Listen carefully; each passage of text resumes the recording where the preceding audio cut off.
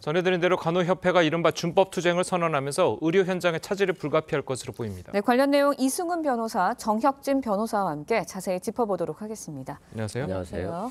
자, 간호사분들이 이제 뭐 준법 투쟁을 하겠다고 했는데 그러면 그동안 뭐 불법을 했던 겁니까? 어떻습니까? 그러니까 뭐 그건 저도 잘 모르겠는데요. 준법 투쟁이라고 하는 게 결국은 법대로 하겠다, 법대로 하겠다라고 하는 것은 불법 행위를 하지 않겠다는 건데 예. 의료법상의 불법 행위는 뭐냐면은 무면허 의료 행위거든요. 예. 근데 무면허 의료 행위에 대해서 의료법 27조가 규정하고 있는데 첫 번째로 의료인이 아닌 사람이 하는 의료 행위는 당연히 그 무면허 의료 행위가 되겠죠. 그런데 의료법은 거기에다가 면허된 것 이외의 의료 행위도 무면허 의료 행위다라고 네. 규정하고 있어요. 다시 예. 말해서 간호사 면허만을 가지고 이 간호사 면허를 초과하는 의료 행위를 하는 것을 무면허 의료 행위라고 볼 수도 있을 것 같은데 여태까지 간호사들이 그런 일이 있었을 수 있었다는 이야기고 그러한 일들을 더 이상 하지 않겠다. 저는 그런 취지로 읽힙니다. 예. 네, 간호사협회 측에서는 그동안 해왔던 뭐 대리 처방, 대리 체열 등을 거부하겠다라고 하는데 간호사 업무 외의 의료 행위들 구체적으로 어떤 건가요? 네. 일단 의료 행위는 의사만 해야 되는 거고 간호사는 보조만 해야 되는데 현실적으로 의사 숫자가 너무 작다 보니까 경우에 따라서는 뭐 처방을 대리로 한다거나 또는 뭐 대리 수술을 한다거나 또는 체열을 한다거나 또는 항암제를 조제해야 한다거나 또는 초음파 검사 같은 것을 간호사들이 대신하는 경우가 있었거든요.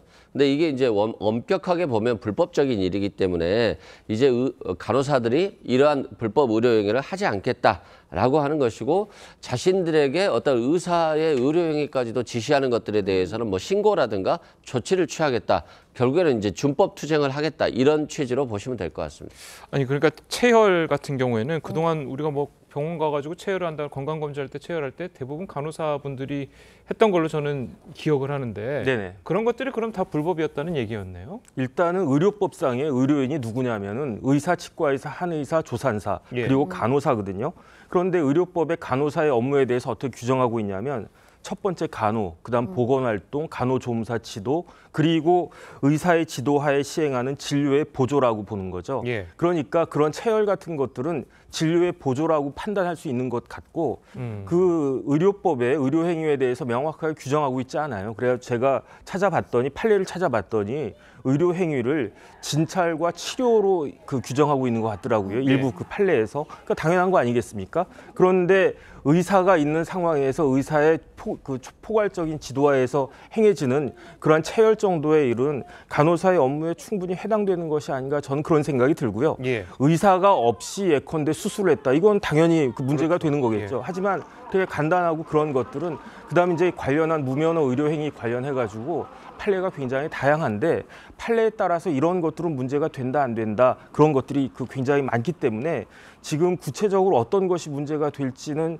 사실은 저도 잘 모르겠습니다. 네, 간호사들이 이제 연차 투쟁에도 나서겠다고 하면서 불법 진료 신고센터도 운영을 하겠다고 했습니다. 구체적으로 어떤 현상이 일어날 수 있는 건가요? 그러니까 이제까지는 관행적으로 의사들을 보조하거나 또는 의사들을 대신해서 초음파 검사 이런 예. 것들을 해왔었는데 이제는 합법적인 것만 하겠다. 그리고 의사가 그런 것들을 지시하면 신고하겠다라고 하는 불법 진료센터를 만들겠다는 거잖아요. 그렇게 한다라고 한다면 앞으로 그 수술실에서의 불법 행위들이 이제까지 많이 노출이 되고 CCTV를 통해서 확인이 됐었잖아요. 그런 것들을 이제 직접 신고하게 되는 거죠. 그러니까 의료 현장에서 의사와 수술실에서 같이 간호사가 하는데 그런 간호사가 의사 행동들에 대해서 불법적인 것들을 신고하게 되기 때문에 네. 이제 상호 간에 굉장히 불신이 많이 생길 것 같고 서로 간에 눈치를 보는 현상이 발생할 수 있잖아요. 그래서 아마 의료 행위에 있어서 상당히 심각한 우려가 되고 또 환자 입장에서 보면 예. 좀 서로 간에 티격태격 한다라고 하면 굉장히 불안한 상황이 발생할 수 있잖아요. 어떤 불안한 마음 속에서 수술을 하게 되는 그런 상황까지 올 수 있어서 저는 좀 정부가 이런 부분들을 잘 해결해야 되겠다 이런 생각이 듭니다. 그래도 그 의료 서비스를 받는 이제 네. 환자 입장에서는 이렇게 준법적으로 뭔가 일이 잘 돌아가면 결과적으로는 환자들한테 좀 좋은 거 아닌가요? 어떻습니까? 그런데 꼭 그렇지가 않죠. 모든 일에는 장점과 단점이 있고요. 예. 모든 일에는 뭐가 있냐면은 비용과 책임이 수반이 되는 거예요. 그래서 만약에 이런 식으로 했을 때 어떤 식으로 비용이 부담이 되지 않겠습니까? 그러면 우리나라 건보 재정이 빵빵하고 문제가 없다라고 하면 괜찮겠는데 네. 이런 걸로 인해 가지고 비용이 증가돼서 환자들한테 비용 부담이 늘어난다. 그럼 그거 누가 책임지겠습니까? 그다음 더 중요한 건 뭐냐면요. 책임이에요. 의료법에는 의사들이 이러이러한 경우에 책임을 진다라고 되어 있는데 그런데 간호법을 제가 찾아봤더니 그런 처벌 규정이나 그런 것들이 하나도 없어요. 네. 그러면 결국은 의료법으로 돌아가면 되지 않겠느냐라고 간호사들은 이야기하겠지만 의료법에 있어서 주체적인 그 처벌의 대상은 의사들이기 때문에 그다음에 기본적으로는요. 제가 간호법을 봤더니 간호법은 사실상 간호사법이거든요. 그런데 왜냐하면은 간호법이 1장부터 6장까지 있는데 1장부터 6장까지 내용 중에 달라진 거는 딱 하나 5장밖에 없어요. 나머지는 의료법하고 간호법이 거의 똑같다고요. 그런데 5장만 늘어났는데 5장의 내용이 뭔가를 제가 봤더니 간호사와 권리와 처우 개선하는 것밖에 없어요. 그렇다라고 하면은 만약에 그렇게 간호사의 처우가 개선되는 게 필요하다라고 하면 의료법을 개정하면 될 일이지 간호법을 새로 제정할 문제인가? 만약에 이제 간호법을 이렇게 제정한다라고 하면 의사법도 제정해야 되고요, 한의사법도 제정해야 되고요, 치과의사법도 제정해야 되고요. 그다음 제일 중요한 거는 간호조무사법도 제정해야 되는 겁니다. 그렇죠. 그럼 뭐랑 똑같냐면요, 법원 공무원들이 이거는 난 판사에 비해서 상대적으로 불이익하다 해가지고 법원 조직법이 있음에도 불구하고 법원 공무원법을 새로 만들겠다라고 하는 것과 뭐가 다른가 저는 그런 의문이 들고요. 예. 다시 한번 그 간호법과 의료법을 좀 비교해가지고 무슨 차이가 있는지 좀 국민들한테 설명을 해줬으면 좋겠습니다. 상당히 좀 비판적으로 좀 말씀을 예. 해주셨는데 그래도 좀 간호사분들이 이렇게 주장하는 데는 좀 이유가 있지 않습니까? 어떻습니까? 실은 간호법에서 거의 바뀐 게 없어요. 다만 지역 사회에서의 어떤 간호 혜택이거든요. 예. 근데 우리가 보면 지금 굉장히 고령화 사회가 되잖아요. 그리고 의사가 사사로운 지시가 없으면 간호사는 실제 할 수 없고 무면허 의료 행위인 거예요. 그러면 앞으로 다가올 90세, 100세, 110세대들을 예. 감당할 수 있느냐는 거죠. 그래서 뭐 복지기관에도 나가야 되고 그랬을 때 결국에는 뭐 체열도 의사가 없으면 못하고 아무것도 못한다라고 한다면 사실상 피해는 국민들이 볼 수 있거든요. 그래서 아마 간호사들은 장기적으로 봤을 때 어떤 고령화 사회에 대응할 수 있는 간호 혜택을 보고 있는 건데 의사들은 이것만 가지고 법은 그대로인데 그 개원하는 거 아니야? 뭐 의사들과 같은 역할을 하는 거 아니야? 벌써 우려를 하는 거예요. 결국에는 이제 어떤 이기심이죠, 서로 간에.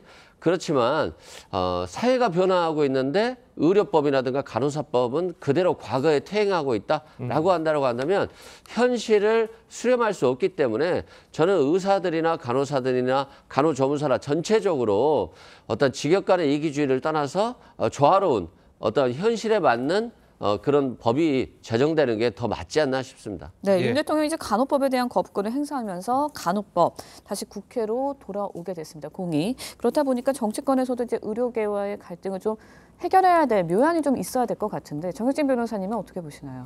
일단 다른 걸 다 떠나가지고요. 제가 조금 전에 말씀드린 것처럼 간호법에 어떤 특별한 구체적인 내용이 담겨져 있다, 의미 있는 내용이 담겨져 있다. 그러면 모르겠는데 한번 두 법을 의료법과 간호법을 비교해 봤을 때 달라진 게 하나도 없는데 왜 이런 법을 만들려고 하는지 거기에 대해서부터 이야기가 돼야 될 것 같고요. 그다음에 그 간호법의 목적을 제가 찾아봤더니 수준 높은 간호 혜택을 통해 가지고 의료의 질을 향상하고 환자의 안전을 도모해 가지고 국민 건강 증진에 이바지한다 예. 이렇게 되어 있어요. 그런데 지금 이런 식의 행동이 과연 간호법의 목적상의 환자 안전과 그 관련이 없는 것인가? 이러다가 골든타임 놓쳐가지고 환자들이 사망하게 되면 그거에 대한 책임은 누가 질 것인가? 전문가로서 거기에 대해서는 좀 제대로 생각을 하고 처신을 하는 것이 아닌가 하는 생각이 듭니다. 예. 그런데 말씀하시죠. 최근에 정말 간호사들 이직률이 굉장히 높아요. 직역 중에서. 그리고 미국 같은 경우는 한 5명, 6명의 환자를 돌보는데 한국은 15명 정도의 환자를 돌본다고 해요. 그러면 간호사들이 이 부담을 굉장히 다 지고 있고 또한 의사들은 흉부외과라든가 외과 등 이런 게 병원에 잘 가지 않거든요. 본인들이. 그러면 마치 의사의 의료행위까지도 간호사들이 다 하고 있단 말입니다. 그런데 나중에 지역사회 돌봄의 어떤 문제가 발생했을 때 여기에 대해서 고령화 사회에 대응하겠다라는 취지로 간호법을 별도로 떼어내자라고 하는 것이고 윤석열 대통령이나 원희룡 선거대책본부장도 다 인정하고 약속했던 부분이에요. 그러면 이걸 못하겠다라고 한다면 그것에 대한 이유를 얘기를 해야지. 아니 법이 간호법과 의료법이 똑같은데 뭐 하려고 분리하느냐라고만 비판하는 것들은 결과적으로 변화하는 어떤 의료 체계에 있어서 대응하지 못하고 있는 게 아니냐, 비판을 면할 수 없다, 이렇게 생각됩니다. 알겠습니다. 자, 오늘 두 분 변호사님 말씀은 여기까지 듣겠습니다. 잘 들었습니다. 고맙습니다. 고맙습니다.